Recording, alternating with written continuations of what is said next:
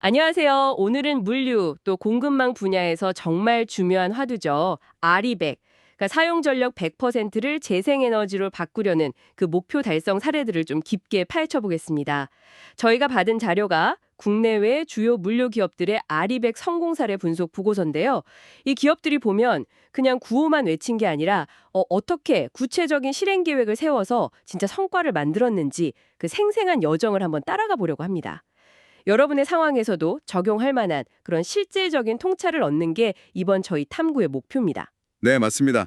특히 DHL, 머스크, 아마존 같은 글로벌 기업들부터 해서요.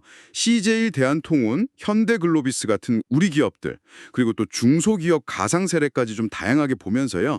각자 위치에서 어떤 전략을 쓸 수 있을지 그 구체적인 아이디어를 얻는 데 집중해 보면 좋겠습니다. 먼저 딱 눈에 들어오는 건 역시 그 거시적인 목표 설정하고 리더십인 것 같아요. DHL은 벌써 2017년에 2050년까지 넷제로 하겠다고 업계 최초로 선언했고요. 그렇죠. 머스크는 또 해운 업계가 어렵자 어렵다 하는데도 2040년 넷제로라는 굉장히 공격적인 목표를 세웠더라고요. 현대글로비스도 2045년 탄소 중립 선언했고요. 네, 맞아요. 특히 DHL 같은 경우는 전 CEO가 직접 이걸 막 챔피언처럼 나서서 강하게 이끌었다. 이게 성공 요인 중 하나로 꼽히더라고요. 근데 여기서 진짜 중요한 건 처음부터 완벽할 필요는 없다는 거예요. 처음부터요. 네, DHL도 보면 처음에는 자전거 배송 이런 작은 시도에서 시작했거든요. 그 리더의 의지도 중요한데 동시에 단계적으로 접근하는 게 필요하다는 걸 보여주는 거죠. 계획만 너무 거창하게 세우다가 시작도 못하는 것보다는 이게 훨씬 낫다는 겁니다. 그렇군요. 그럼 이제 차량 전환 쪽으로 넘어가 보면 역시 전기차 도입이 핵심 전략으로 보이는데요. 아마존이 리비안 내 10만 대 주문한 건 진짜 어마어마하고요. 네, 그렇죠. DHL도 2030년까지 8만 대 운영 목표인데 이미 3만 5천 대 넘게 굴리고 있다니 이것도 대단하네요. 일본 야마토 운수는 또 도심에 맞는 소형 전기 3륜차를 개발했고요. 여기서 이제 CJ 대한통운 사례가 좀 흥미로운데요.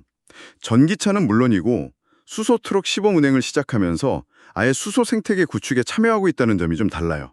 수소까지요? 네, 이게 단순히 차량만 바꾸는 걸 넘어서 미래 에너지원에 대한 좀 전략적인 투자로 볼 수 있는 거죠. 그리고 또 하나, 아마존이 리비안에 투자하거나 DHL이 자체 전기 트럭 개발하는 것처럼 그냥 차를 사오는 것보다 기술 개발에 직접 투자하는 게 장기적으로 더 큰 경쟁력이 될 수도 있다. 이 점도 좀 봐야 합니다. 하긴 차량만 바꾼다고 다 되는 건 아니겠죠.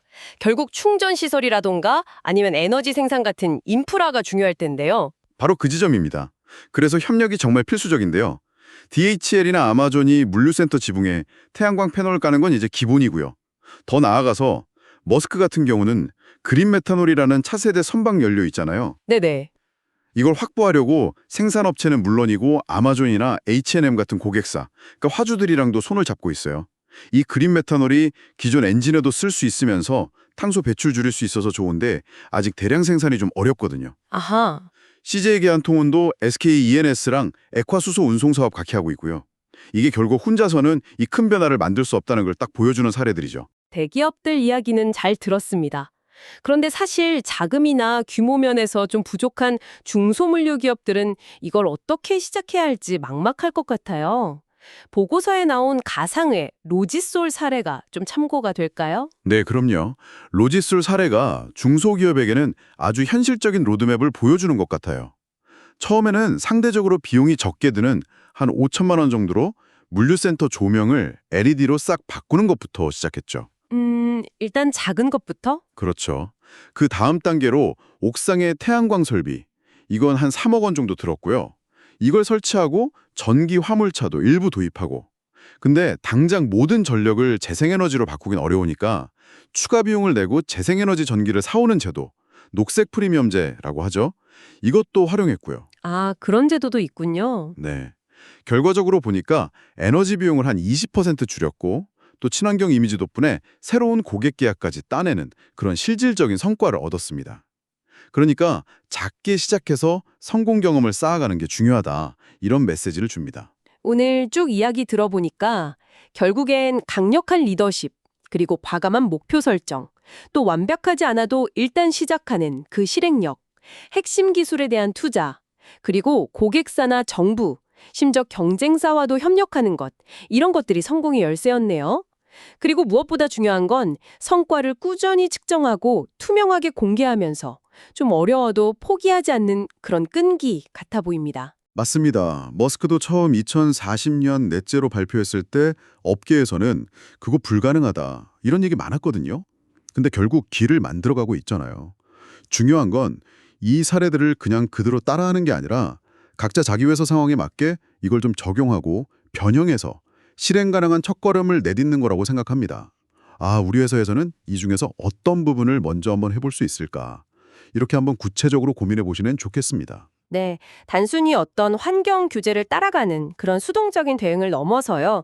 이런 지속 가능성 노력이 어떻게 여러분의 비즈니스에 새로운 가치를 더하고 또 누구도 쉽게 넘볼 수 없는 그런 강력한 경쟁 우위로 이어질 수 있을지 한번 생각해 보시는 건 어떨까요? 이게 오늘 저희가 여러분께 던져보는 마지막 질문입니다.